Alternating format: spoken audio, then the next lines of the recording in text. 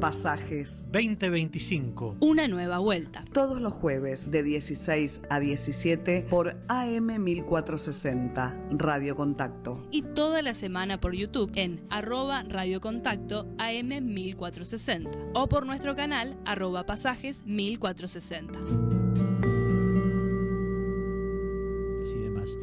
Verán algunos en la cámara que acá estoy moviendo un montón de papeles porque me traje anotadas algunas cosas. En la semana pasada nosotros no hablamos de todo el clima preelectoral, salvo referirme muy elípticamente a lo que había pasado en Moreno el miércoles de la semana anterior, porque teníamos un invitado, porque queríamos hacer un homenaje, quería homenajear a mi nieto, que habitualmente lo saludo en cada cumpleaños. Pero me pasó algo muy particular para estas elecciones. El día martes le dije a mi compañera, a Mari, le digo, huelo una paliza, pero no digas nada, dije, así, cerramos la boca, no digamos nada.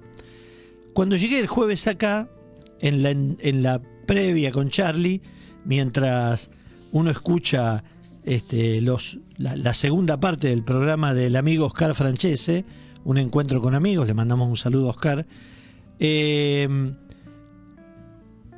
digo a Charlie lo mismo, le dije, Charlie, huelo una paliza. Las voces en general tendían a decirme, no, mirá que hablan de empate técnico, hablan de 2 puntos para un lado, 2 puntos para el otro. Le digo, mira, creo que por lo menos en la primera y en la tercera hay paliza. O gana claramente el peronismo. Bueno, el paso de los días fue marcando que se venía esta lectura. Y lo que circulaba en redes durante la votación también apuntaba a eso. Y finalmente fue una paliza. Había escenarios posibles. Alguna de esas personas a las que uno, cuando se pone en periodista serio, le llama una fuente me dijo, si obviamente que si gana La Libertad Avanza, van a estar fantásticos y mucho más agresivos. Si empatan o pierden por poquito, hasta 5 puntos, nada grave va a pasar. Si es más, agárrate. Fue más. Fue una diferencia de 13% a favor de Fuerza Patria. Tiene algunas explicaciones esto. Por de pronto hay una frase que les gusta mucho a ciertos sectores decir hoy, que entró la balubi. Entró la bala. A ver, cuando entra una bala el daño es enorme. Entonces daría la impresión de que no queda otra cosa. No entró una bala. El gobierno venía recibiendo algunos golpes, en términos boxísticos, alguna mano que le pegaba, o una sucesión de manos, no demasiado fuertes, porque el rival es un rival débil. O sea, lo que hemos venido hablando todo este tiempo es que el gobierno enfrente no tenía nada. Ahora ya no tiene nada. Ahora tiene algo enfrente. Pero hasta acá no tenía nada. Ahora recibió una piña que lo tiró. Y no fue knockout porque el árbitro, en vez de contarle la cuenta de protección de 8, que es la que le cuentan a un boxeador cuando cae, le contó 35 más o menos, o 40. Y le dio el pase, así medio turulo como está, y el gobierno sale aferrado a lo que tiene, los hermanos Milei y un grupito que los rodea, y están viendo a ver si hay alguien que se les acerca un poco, y vuelve a pelear. La verdad es que es digno de respeto el cómo pelean, ¿no? Después no hay ningún respeto político. Yo no tengo ningún respeto político. Por fuera de eso, no tengo ningún respeto por el discurso de esta gente. Han tenido un discurso odioso, irrespetuoso, brutal en el sentido más lato y completo de la palabra.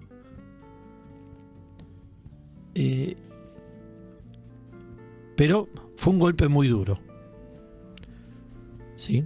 otro boxeador, si recibe esa piña, el árbitro para la pelea directamente. A esto los ayudaron, levantaron. Un poco parecido, les voy a contar los más nostálgicos, los que saben, una famosa pelea de Látigo Koji contra Eder González, un boxeador colombiano en Tucumán, que el colombiano le metió una mano de contra terrible y el Puma Rivero, que era el promotor de la pelea, lo agarró del cogote más o menos, lo apuró al timekeeper y lo hizo tocar la campana a los 2 minutos del round. O sea, manipuló completamente la pelea. Y Koji peleó 1 round y medio dormido completamente. Lo terminó noqueando porque Koji era un boxeador extraordinario. Bueno, pero en este momento esto es lo que pasó. Recibió una piña muy dura, y ahora se abre otro panorama, que veremos cómo sigue. Hay una elección en octubre, hay un plan económico complicado, pero no es eso lo que quería detenerme, en lo que me quería estirar mucho. Quería decir otra cosa, unos apuntes, unas cosas que me anoté, que me las olvidé en mi casa y las volví a anotar acá. Primer apunte, ¿se acuerdan de Teresa Musopapa? Teresa Musopapa fue nuestra última entrevistada del ciclo pasado. Nosotros pasamos una grabación de una nota. Teresa Musopapa tenía en ese momento 104 años. Una de las abuelas narradoras de Merlo, ahora tiene 105. Y fue a votar. Pero se encontró con que no estaba en el padrón. Algún sátrapa dijo, no puede tener 104 años y no la... ¿No? Muy extraño todo. No pudo votar Teresa. Y uno esperaría que para octubre aparezca en el padrón y tendría que alguien ponerse a hacer un trámite para que pueda ir a votar. Lo que es movilizar a alguien y que no pueda votar, en fin. Pero nombro a Teresa porque quiero nombrar a las secciones que marcaron un poco más mi vida. La provincia de Buenos Aires está dividida en 8 secciones. Ya lo dije varias veces. La primera, rápida y livianamente, la gente le dice Gran Buenos Aires Norte, y la tercera, Gran Buenos Aires Sur. Ya me voy a meter un poquito más con eso. La segunda tiene que ver con el norte de la provincia de Buenos Aires, una zona importante con el campo y con la industria, ¿sí? Ahí hay algo de Zárate, está Pergamino, ¿sí? La tercera es el sur del Gran Buenos Aires, pero mucho más también, que ahora voy a contar. La cuarta es la que tiene el oeste de la provincia de Buenos Aires, ¿sí? Ya voy a hablar de la cuarta, que es en la que voy a centrar parte del análisis, la primera y la cuarta. La quinta tiene como centro Mar del Plata. La sexta tiene como centro Bahía Blanca. Y la séptima tiene algunos distritos del sur, Azul, ¿sí? Me tengo que acordar alguno más, pero es de Azul hacia el sur, ruta 3 hacia el sur, ¿sí? Salvo la quinta y la sexta, que las ganó La Libertad Avanza, por no mucha diferencia, las otras 6 las ganó el peronismo. La octava, perdón, me olvidaba, La Plata, es solamente la ciudad de La Plata. Otro día habrá que analizar cómo se distribuyen las bancas en el Senado y en la Cámara de Diputados de la Provincia de Buenos Aires, que es absolutamente antidemocrático. Los lugares de mayor concentración de población tienen menor representación. Pero vamos a hablar de la primera. Parte de los opinadores peronistas que hablaban decían, no, la primera es zona norte, el peronismo no puede ganar ahí. A ver, ¿zona norte en serio, flaco? Sí, está San Isidro, está Vicente López, está Tigre, está Nordelta en la primera sección electoral, está Pilar con todos sus countries y sus villas también. Está, si uno toma el tren Sarmiento, el que nos cruza acá, el que tenemos acá a una cuadra, y se decide hacer todo el recorrido del Sarmiento, el eléctrico y el que sigue, vas a tener las primeras 6 estaciones desde 11 son en la capital federal. A partir de ahí tenés Ciudadela, partido de 3 de febrero, primera sección. Ramos Mejía es la única que pertenece a la tercera, y después de ahí es primera, estoy hablando desde Aedo, Morón, Castelar, Ituzaingó, San Antonio de Padua, Merlo, Paso del Rey, Moreno, y seguís hasta Suipacha. Suipacha es primera sección electoral.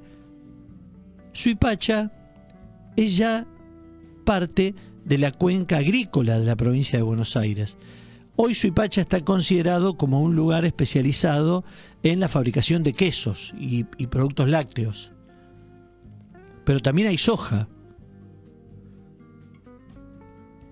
La otra sección, o sea, fíjate vos, tenés Nordelta, tenés Merlo y Moreno, tenés las dos de las villas más importantes de la Argentina en la primera sección electoral, de las más nombradas. Si yo te digo, nombrame villas que no sean de la capital, dos. ¿Cuáles vas a nombrar? Sí, acertaste. Fuerte Apache y la Villa Carlos Gardel. Las dos pertenecen a la primera sección electoral. Y tenés Suipacha, ¿sí? Donde hay gente que va y viene todos los días de Suipacha a la capital a trabajar, porque tiene una casa como de fin de semana, vive como lujo. También en Gorostiaga, que es ya partido de Chivilcoy. Bueno, la primera sección, junto con la cuarta, son lugares en los que yo he vivido durante, podría decir, 55 de mis 62, casi 63 años de vida.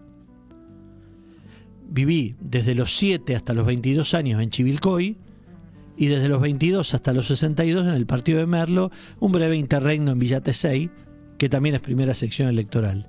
O sea, conozco las dos secciones claramente. Las dos secciones son muy diferentes.